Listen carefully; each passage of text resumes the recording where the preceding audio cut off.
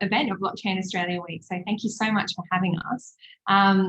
As introduced earlier, my name is Bridie. I am the CEO and co-founder at Geora, and Geora is a blockchain platform that has been built out for global agricultural supply chains. And we have about 100 customers using the Geora platform across a whole range of different supply chains globally. We focus on agriculture and have spent a bit of time in the finance and sustainability spaces. But the Geora platform is providing really simple technologies for farmer networks to trace and finance their supply chain. It's kind of like a toolkit if you think like Webflow for blockchain in ag. And we've got 4 modules as part of the Geora platform: track, secure, finance, and build. And definitely get in detail of some of the features there today. But more importantly, I am joined up on the virtual stage this morning with one of our fantastic customers, Asia Pacific, Rayon, with Cherie joining me this morning, or this afternoon, sorry. Cherie and I are both dialing in from Singapore, so we have time zone computational challenges. But Cherie, do you want to introduce yourself before we get stuck in? Sure.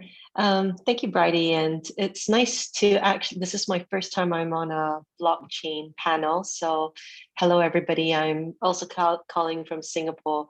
Asia Pacific Rayons, we're actually a manufacturer of textile raw materials. So we produce viscose. Some of you may know Rayon. For those of you that are not familiar with the raw material, it actually comes from trees. So we're a vertically integrated raw material producer.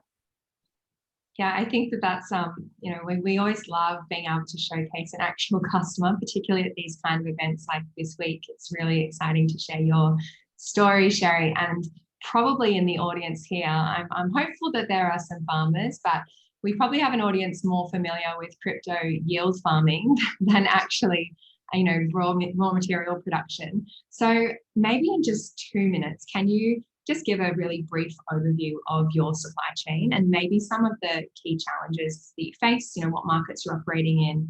Asia Pacific Rayon is a huge player. So if there's a way to give us an overview of how your business works, that would be fantastic. Yeah, so it's the textile supply chain is actually very fragmented in that there are many raw material passes through many different hands before it gets to the final consumer or in a store that you see in the mall. So for our raw material textile, the raw material actually originates from wood. And so our operation is based in Indonesia, and we're vertically integrated back to the plantation. So from the nurseries, we produce seedling, we plant them in plantations. So these are eucalyptus and acacia tree varieties. They grow in a cycle of 5 years. They get harvested, turned into dissolving pulp, and from the pulp you then transform it into a textile raw material. And so viscose looks quite similar to cotton in feel and texture, but it actually comes from trees. So from Asia Pacific Rayon, after producing the raw material, it then gets sold on to many different players. First, it's spun into yarn, and then it could be dyed and made into fabric. And then it passes through some of the garment makers' hands to produce the clothing that ultimately gets sold in retail stores. So I guess, as you can see from the textile supply chain, it's fairly fragmented in that there are many degrees of tiers and layers of suppliers. So one of the things that the industry has always been talking about is the need for more transparency in terms of actually understanding where clothing are made, who are the factories that are producing it, where does the raw material come from, is it causing any harm to the environment, what's the environmental footprint, and also what's the social footprint of the raw material. So there's a lot more call for transparency in the supply chain. And I guess that call, not only for your own business, but broadly across the industry, has kind of been what's prompted Asia Pacific Rayon to be such a front runner with the Follow Our Fibre platform. And I guess that's what we want to share with everyone today, is how that platform is working, because that's where you become a customer of Geora, and that's where we work together. And I'll talk to the technology part and how the actual blockchain features plug in behind the platform itself in a second. But I think it's always really helpful to start with like the use case and the value proposition. So from your perspective, what were you trying to achieve with the Follow Our Fibre platform, and how is that helping your business overcome some of those challenges around fragmentation and the social license issues that do exist across the textile supply chain? Yeah, so naturally, because we're a vertically integrated company from plantations to the manufacturing of the textile raw material, we felt that we really wanted to show the full visibility and traceability of our supply chain. And that's why we created Follow Our Fibre, working together with you, Bridie, on in the platform. It is really a way for us to give that visibility of our supply chain and actually use the platform to begin to tell the story of how the raw material was grown, where it's grown, and what have we been doing, share the journey on sustainability, on the certifications that we have obtained, and also look at measuring our environmental footprint, as well as the impact that we're making, not just on the plantations, but also in a forest landscape. The reason why we created this was because we actually, for many of the fashion retail brands, we are their tier 2 and tier 3 suppliers. So while many brands have been very successful in showing the traceability of their tier 1 suppliers, so these are the factories that manufacture the garments, many of them struggle to actually provide further traceability down that supply chain upstream. And so we were hoping that by creating this platform, it would allow us to have the bridge of actually connecting up to consumers and to retailers. Yeah, I mean, I think what you're doing and the kind of transparency that you're giving to the claims that you need to make along the supply chain is really world leading, and I'd love to get into that. And how you're positioning as a tech leader at AP Rayon as well. First, before we do that, because we are at a blockchain conference, I'll do what I try normally to avoid completely and actually talk about blockchain for a second, and just maybe do the quick geek out. So on the Geora side, to explain how Follow Our Fibre is working with the Geora platform, we're using 2 of the Geora features, Track and Secure. And those features are there to help Asia Pacific Rayon create these really data-rich assets and to certify that footprint of the viscose and of the supply chain all the way through to that consumer. And one of the technical things that is helping here is being able to really create a standard asset format for Asia Pacific Rayon to help set the industry standard for tracking viscose. And that's all done using smart contracts on the blockchain layer. With data being captured directly from Asia Pacific Rayon and then pushed through into Geora, and then the front-end application Follow Our Fibre pulls and reads that data whenever the consumer is interacting with the product.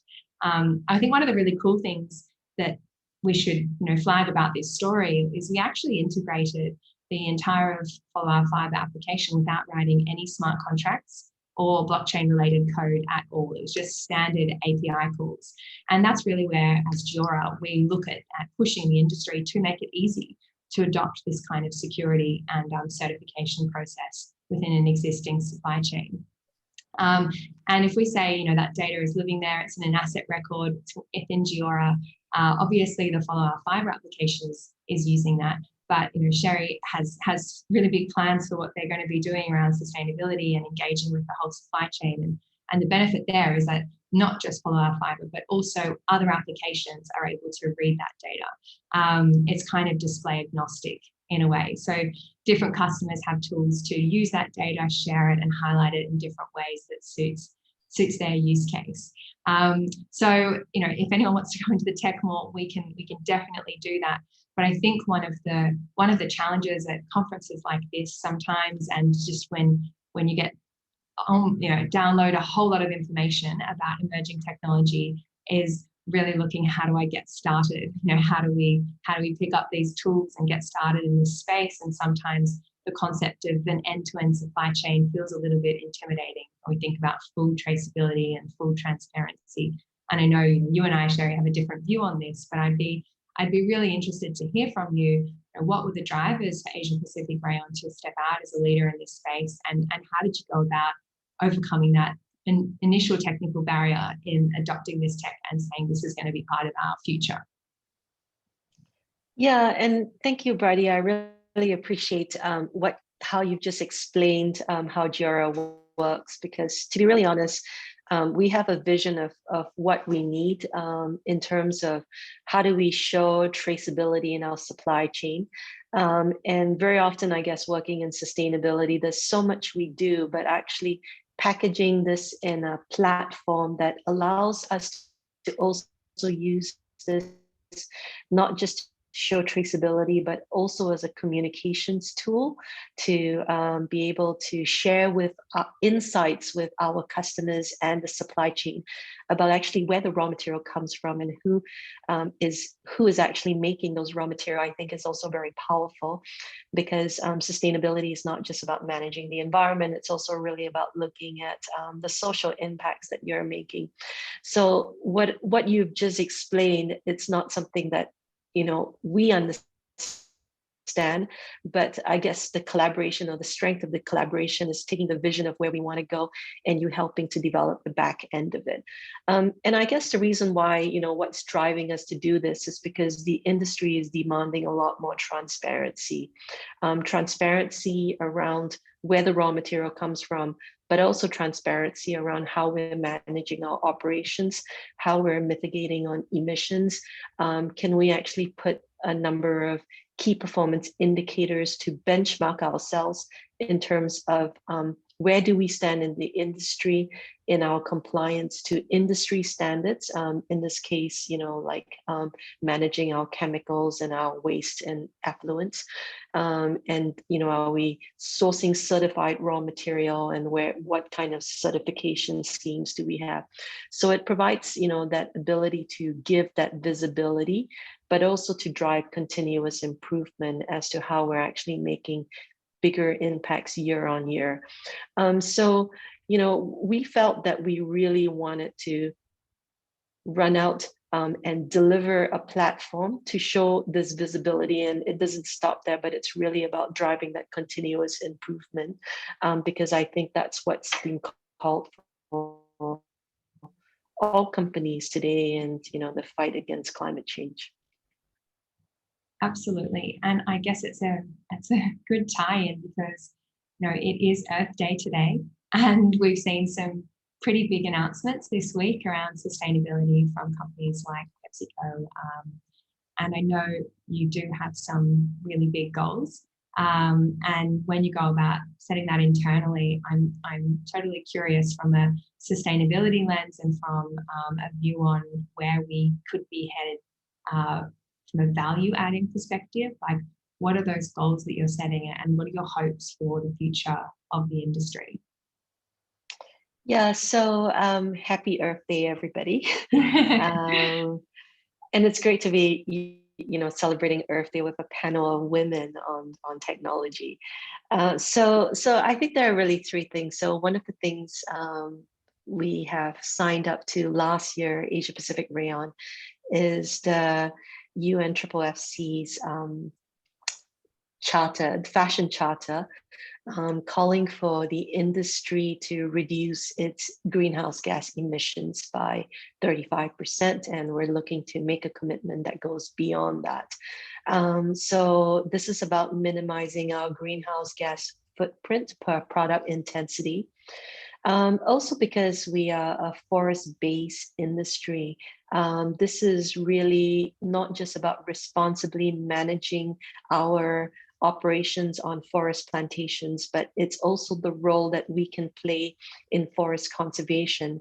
So our main supply partner, which also happens to be our sister company, April, has committed to fund to a conservation fund for of $1 of every ton of wood produced into this conservation fund, in addition to the commitment that they have made of a 1-for-1 footprint to say for every hectare that they produce, they would actually conserve 1 hectare of forest, equivalent forest. And then the third area of where we're heading in our commitments is really an aggressive drive towards more circular production, which is taking waste and regenerating that into relevant into raw material that we could be selling out into the market. And as we all know, many industry, including the textile industry, generates a lot of waste. A lot of clothes get discarded, and that there is actually value in the waste in that you can take the cotton and you can recycle this cotton back into the production to use that to produce viscose. So we are making a commitment that by 2030, 20% of material come from textile alternative feedstocks. So I guess these are really the trends, and we would be looking for technology that can help to accelerate these commitments, as well as a way to demonstrate the impact via technology. Yeah, I think that having conversations like today, it's really such an amazing forum that we bring together people on like the product side and people who understand the technology with the real use case and the challenges and the ambitions that you have within your business. I think it's a conversation that we don't have together often enough. And I feel very fortunate at Geora that we have customers like Asia Pacific Rayon who have such a strong vision. And you know, we sit in our little tech bubble and try and help build that out, as you say. So I'm really grateful for you joining me on stage here this afternoon, Cherie. And I think that if there's any key takeaway, either as Australia's neighbour in Singapore and playing in Indonesia, or because it's Earth Day that you wanted everyone to share with everyone, like go for it. I think that we've already taken away a lot from what you've said. I definitely do every time we speak. But any final thoughts? Yeah, I would say that increasingly being in the field of sustainability and also communications, there is a really important role that technology can play to help us accelerate some of the impacts that we can make on forest conservation, on driving more circular systems, providing more traceability and transparency around compliance issues, and also delivering much more impact to the communities. We operate in a very rural area. And one of the things I didn't talk about in the commitments is also a commitment to really drive down inequality and address abject poverty in these communities. And so I think technology can play an incredible role in helping to accelerate innovations and deliver those impacts where it needs to be most felt in the community and in the environment.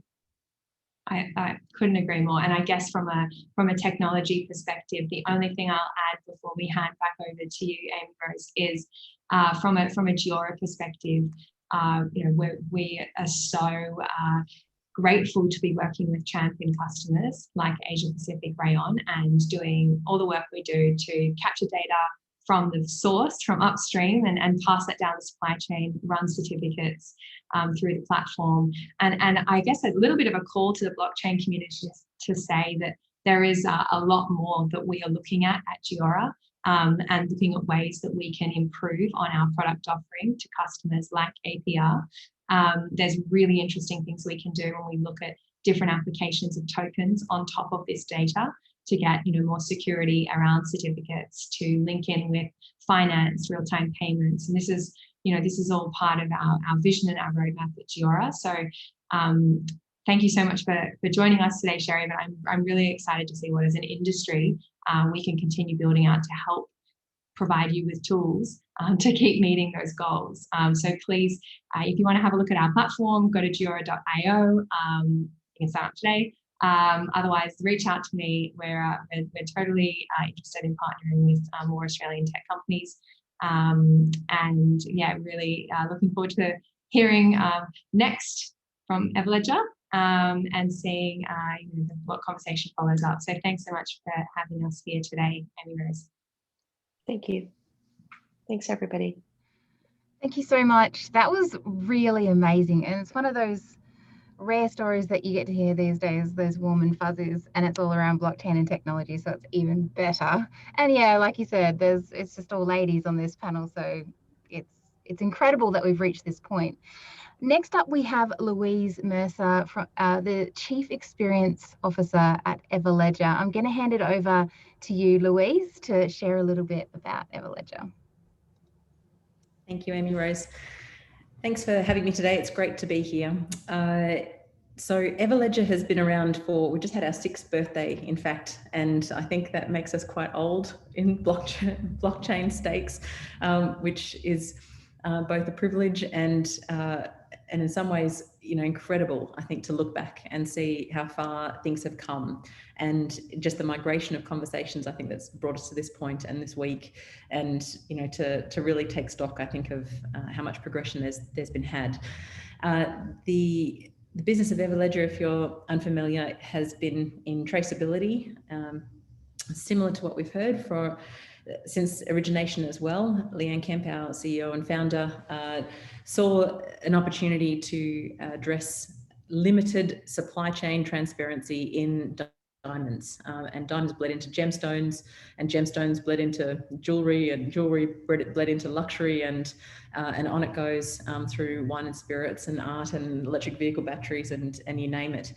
And I guess critically, I think of ourselves, not in fact as a blockchain company, but as a data company, and as a company that's solving traceability challenges for our clients and for their supply chains, and making possible a number of those possibilities that have been highlighted today already, possibilities for being able to see around corners, being able to have confidence in what you're buying, being able to substantiate claims and protect brands, being able to make more efficient some challenging and more arduous processes to substantiate, origin or human rights criteria, greenhouse gas emissions, and the like.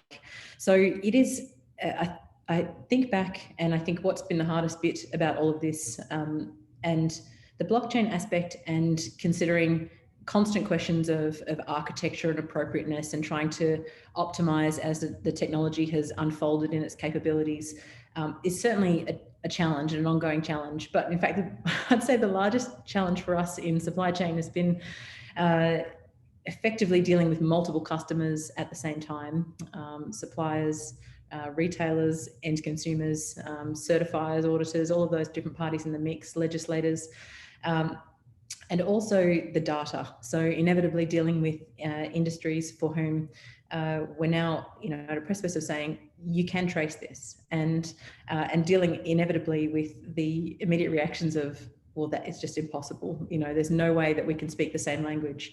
And if I think about where Gemstones has come along in the last couple of years, they've been able to cut through an incredible amount of naming convention misalignment and reach standard understandings of what is what and how to describe things. So I think the dividends of this work are actually quite powerfully not just in the novel use and applications of technology, but actually in what we're doing to transform what is possible for industries, what is possible in terms of brands substantiating claims, and what is possible as flow-on dividends in what you can do once that nut of capturing that data, transparently declaring that data has been made. So I want to take you on a little trip down memory lane today, and I'm often asked, can you show us what's going on in Everledger world? Now, can you see my screen. Has that come up? Yeah, we can see it. Marvelous. Okay, so this is Rock Solid Diamonds. This is one of our first ever deployments, and this Rock Solid is a particular brand that also does incredible things for the environment and has a gold LEED standard production back end to this. So they've been able to tell a story very powerfully into the US market. And they started, small, and then expanded as they realised the potency of what they had here and how they could differentiate their offer to market. So this is their site, which provides a little bit of background, on what they're doing. If I pull up a GSI report, we're now reaching into the data on the blockchain and understanding where that came from. So this particular ring, with this shape, clarity, color, carat, and a bunch of other features underneath, is now expressed in a story that can give much more color and flavor about where that thing came from and how it was produced, and that you can see, the actual production of it taking place. So this is, I don't think, if you look at it independently, it's not radical, but it's radical for the industry that it's in, to then impartially see the contribution of the diamond grading certificate, for instance. And so for us, you have to begin somewhere. Amazon started with books, we started with diamonds, and taking a bricks and mortar deployment into a more e-commerce solution such as Brilliant Earth has. Brilliant Earth also plumbs in blockchain. They plumb in their Gemological Institute of America certificates as well, and also represent that story. So you can understand a little bit more about its origin from Russia. It's rough, and that's the true piece of rough, how that weighs out its lot numbers, etc. The responsible manufacturing that happened in the back end for it, and now the polished item. Now, at a time of COVID, this kind of transformation in sales, particularly of high-end goods, diamonds, gemstones, luxury items, has had such an incredible push online. And surprisingly, whilst everything took a hit economically at the start of COVID, things really lifted when people realized that it was, buy online or not at all, and people still were getting engaged, people still getting married, people still looking to mark moments, and perhaps not spending so much on travel as they might have previously.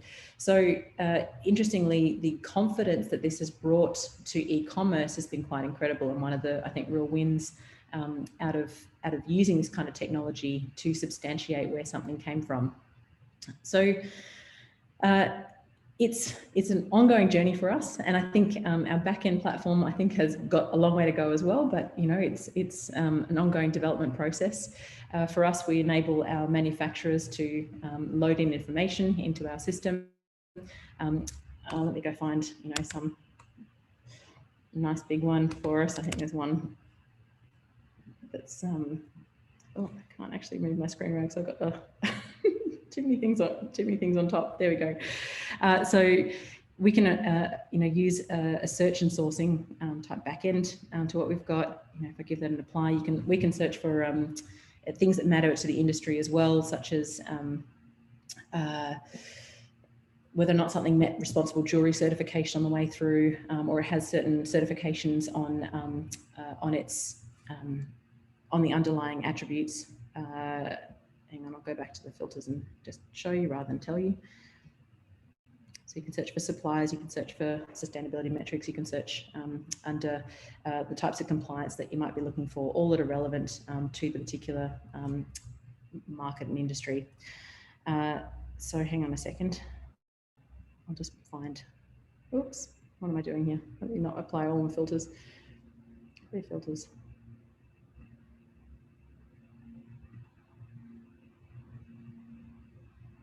Please don't tell me someone's just changed the what's going on in my back end. Here we go.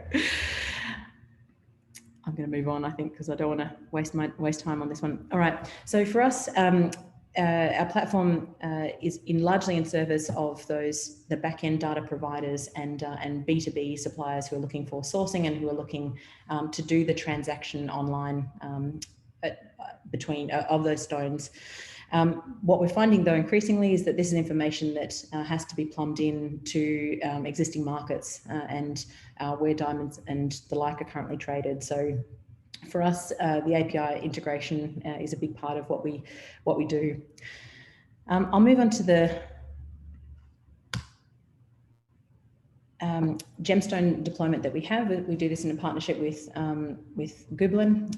Gooblin is a major certifier within the industry, and they have I have a feeling something is wrong with my internet. Too many things going on at once. I'm going to come back to that too. So, what do they say about don't show stuff live? So here is our MCQ deployment, our deployment that is in the luxury brand with Alexander McQueen. And what we have here is an ability for them to tell the story of artisanship of their particular clothes. So we have a feed here of all of what they've created is a community of collectors around collections. And so now what they're selling in store is smart, if you like, enabled items of clothing that have on them if you can see here, and live NFC tag that is, heavily branded to a particular collection on those items of clothing.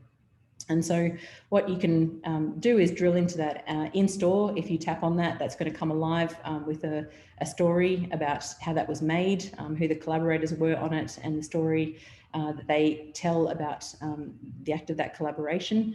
And as a purchaser, you then have a specific code that you access when you're buying that item, and that allows you to claim ownership of that item. And in doing so, nominate yourself or not to become a collector within this platform.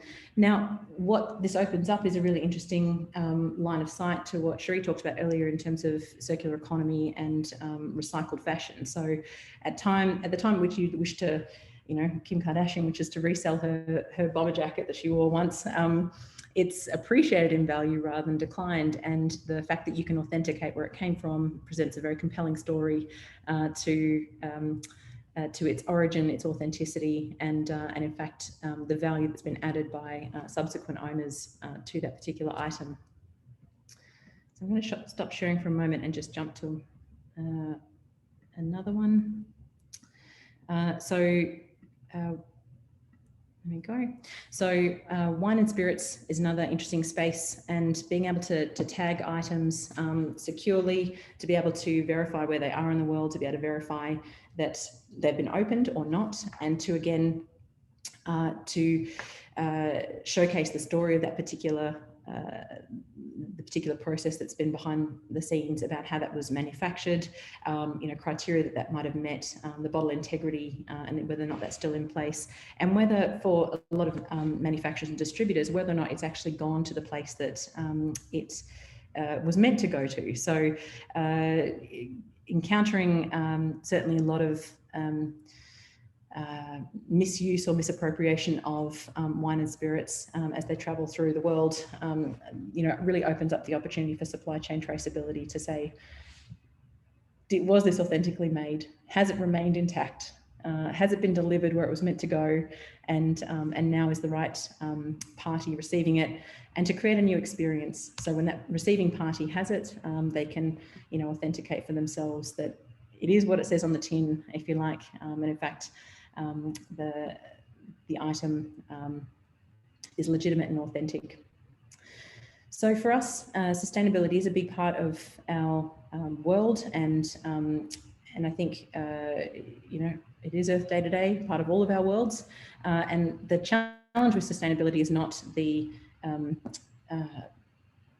the representation on the front end like this. It's what goes under the hood. So for us to be able to move forward, we really want to provide substantiation for the claims that people wish to make. If someone wishes to claim that something came from certain origin, that it met certain legal criteria, that it met certain environmental criteria, today that is a tricky business. It's a tricky business to capture data completely. It's a tricky business to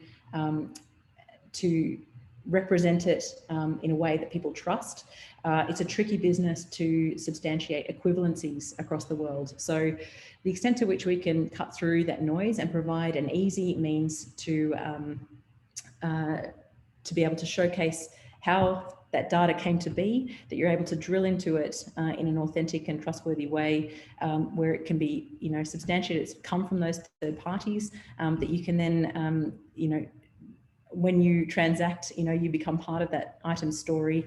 I think those are all really key for us to be able to demonstrate the quality of our supply chains and meet what will only be increasing obligations with regards to disclosure and carbon emissions and the rest. So for us, that's a really exciting prospect, that all of this work and culmination of 6 long years it represents, and we've got amazing partners around the world across so many industries now, and it's really exciting to see what were these pipe dreams now materialize into real world deployments, doing real world things, enabling economic participation for many people who have been otherwise excluded from participating in markets like artisanal miners.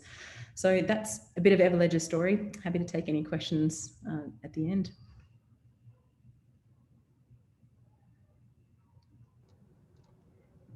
Thank you so much, Louise. Now, there hasn't been any questions in the Q&A. Let's just see if anyone has any questions. What is the blockchain behind it? Is that so we utilize predominantly Hyperledger Fabric. We are sort of constantly on the explore for where tech development is in the world and whether or not that is fit for purposes for how we use it. I think it's been amazing again to see, like, really when we began, there wasn't much that existed. So I think inevitably front runners end up pushing the development edges of the technologies they use forward as well. I think there's now increasing options that are available, which is exciting.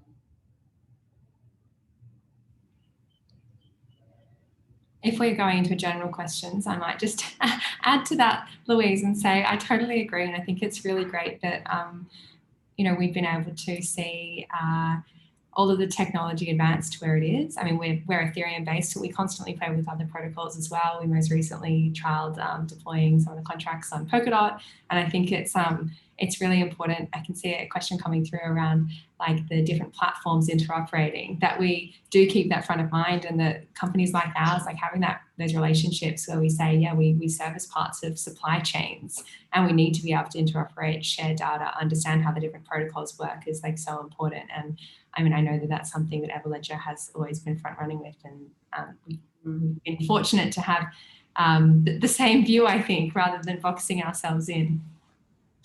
I think, and this is a mindset shift. I think we've been moving to cooperative competition, co-opetition, if you like. And blockchain, I think, remakes the mental model for how business gets done. So inevitably in supply chains, you're dealing with frenemies, people who would like to trust each other, but for whatever reason, that trust is limited because disclosure and transparency is limited and impartiality is limited. I think, working together is always what we look to do. We'll turn out a developer community, hopefully in the next short while, hopefully short, which I think will really drive encouragement for that kind of interoperability. So Bridie, let's go. Yeah, we're ready. That's what this week's been all about, right? Bringing people in the community together. Another question there about verifying the sources of the data that are reliable. Oh, welcome to my world. This is why I reckon this is the hardest bit of what we do. So not only do we have an incredibly ace head of sustainability who's ex-Apple, who knows a thing or two about how to do this, we utilize standards, we utilize third parties, we utilize best practice, we utilize third-party auditors to create that independence.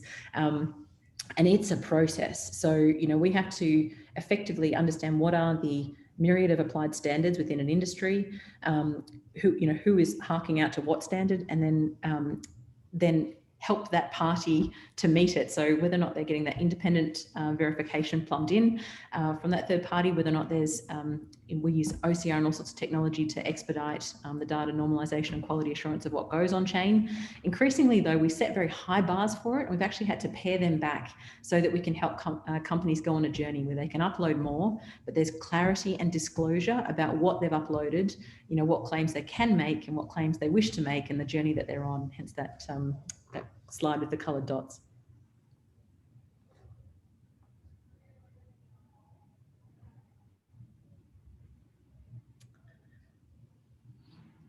There seems to be Oh, one. wow. Here we go. This is great, guys. Thanks for sending questions. Do you want to talk about SME access, Bridie? Yeah, what was the question? I must have missed it. Oh, it's all right. They're flying in now. New and inaccessible markets.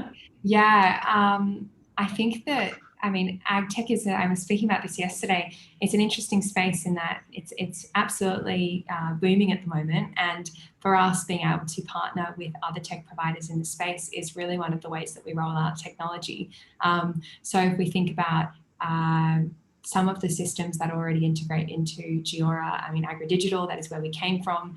So we have an integration that allows all grain farmers on farm to send their data through into these records that are stored within the Geora protocol. So I think that tech partnerships are a really key way for us to roll out these value-adding layers onto an existing product, because you don't want to have to majorly change processes through production or on farm, because there's a lot already going into that. So being able to tap into what's there and use that as a way of onboarding new customers, I think allows us to access markets a lot more easily. We integrate with all of my John Deere tractors, for example. So if you're using a John Deere tractor and you're using my John Deere, then you can send all of that data through into Geora as well. So it's really about opening up a network for people who are already using one or two devices or platforms and allowing them to share that down the supply chains.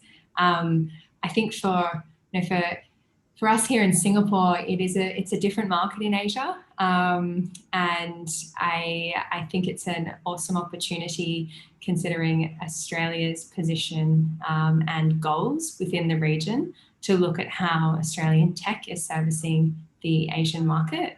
And I think I would encourage Aussie businesses to take that really seriously. And yeah, there's when you look at somewhere like Papua New Guinea, where we've worked before, there's unique advantages to that. Everyone has a smartphone. There's internet on farm. These are the things that aren't in Australia necessarily. So I think playing to the strengths, really having integration partners, and helping tap into what exists has been our way to give SMEs access to the tech. Yeah, if I can add briefly to that, I think we're turning a real corner in terms of SME access, access to utilise this technology, but then also the economic participation of those who might have been excluded previously, and for those linkages to take place. So for us, as we've been able to build out underlying product, having learnt a heap from early, more singular deployments with bespoke customers, that's, I think, making this kind of technology and these solutions available to small to medium enterprises that otherwise couldn't afford to stand up this kind of thing on their own, and yet want to do good business. I think there is also an incredible, like some of our great pride comes from the stories that come out of Tanzania and other places where we see artisanal miners having access to markets and selling their gemstones, legitimately. And they're all accredited, and they can represent cleanly and clearly where these things came from. And when that transforms, oftentimes a female who's working in one of those communities and transforms not only her family but her community, I think you can't help but feel just incredibly excited by that. And the possibilities for that are really quite staggering as we've moved into different categories like electric vehicle batteries as well. And the opportunities to see a lot of that material that might have ended up in landfill now actually being reconserved, repurposed, and literally turned back into the new battery that goes in your car. And that's just, that excites me enormously.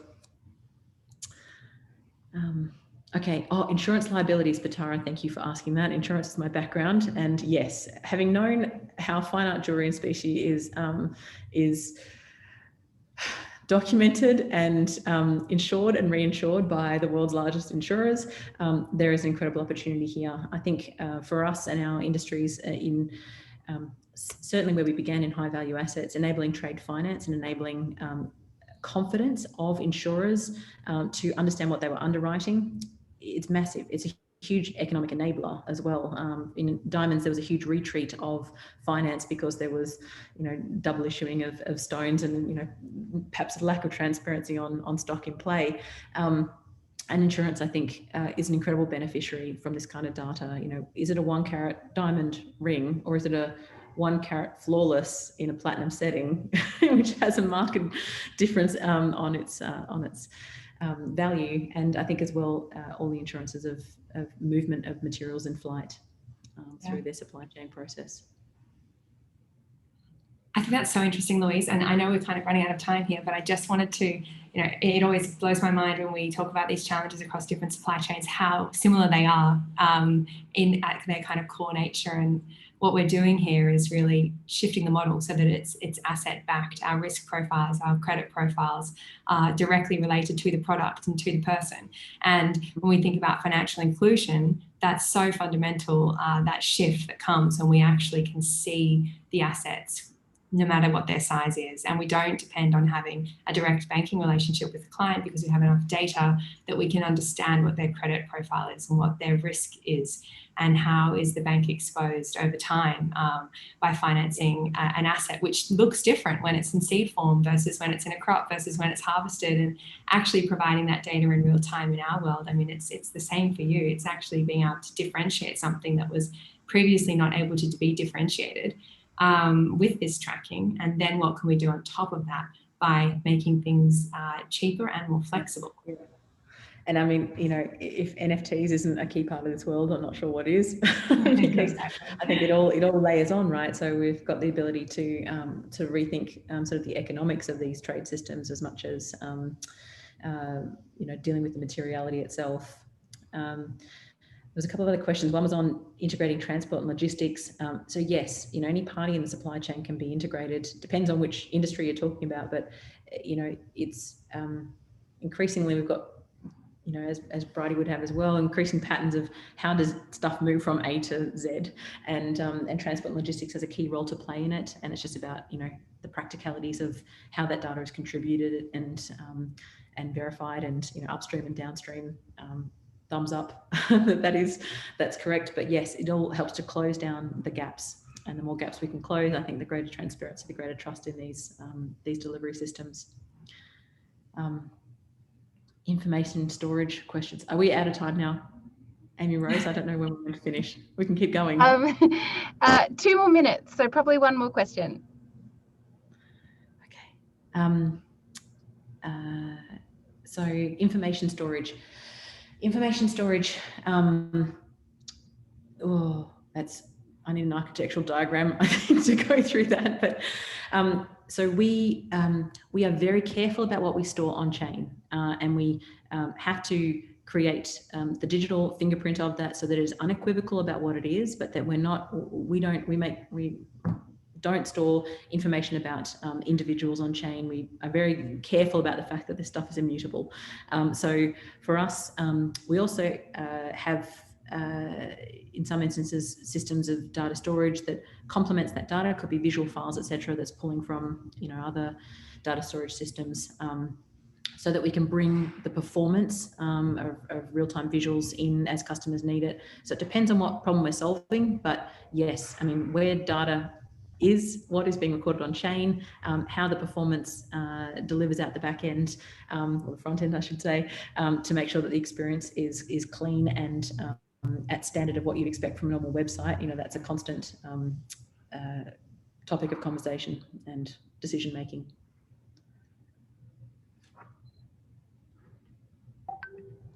Thank you so much, ladies, for joining us today. That is time, and this is the final event of Blockchain Week. So I'm so, so, so grateful to have you speak today and all of our other 130 plus speakers. So this session, I'll just give a little blurb because someone has to, right? This session marks the conclusion of Blockchain Week. And I want to commend the thousands, because we have had thousands. I don't want to release a number because I think Steve, the CEO, wants to do some presentation next week in celebration. So I want to commend all of you who attended the 50 plus events over the past 4 days. I want to thank our 130 plus speakers and our sponsors. So our platinum sponsors, CoinSpot, Algorand, Block 8, BTC Markets, our gold sponsors, Binance Australia, Independent Reserve, Kraken, Luno, Mind Digital, and Varley's Accounting, and our ecosystem sponsors, Asta, BDO, Day by Day, Riftech, and Future Currency Group. Blockchain Australia is honoured to play a part in the development of the blockchain industry and doing this through Blockchain Week. It's been a pleasure to listen to all the passionate speakers, and I have to say, I've been listening to every single one. I've been behind the camera, behind the scenes, listening to everyone. I've learned so much, and I know thousands of you have also done so alongside the rest of your blockchain and cryptocurrency communities. So I thank you all. This is... And because you'll never do it, I think a shout out to Amy Rose, a shout out to Steve Vallis and the incredible team that sat behind this, because you know, you've given us an incredible opportunity to nut through the issues, to, you know, to represent what we're doing into the market, to, you know, get sharper. Should I bring Steve in here? Yeah, bring him in. Steve, come in. So, this is the closing. Thank you for making it possible. These things don't turn out very, like, they're very difficult to pull off. And Cherie also, off. who's on the back end. she's there, but she's not going to show her face. Thank you, everyone. It's been wonderful. What was I thinking? So what was I thinking? Is that, what are you drinking? Is that what you said? Mineral water, you know me always. I'm boring. Yes. We're gonna have a wonderful celebration tonight. So once again, thank you, everyone. This is the end of the start. Thank you so much. See you. Thank you. Thank you.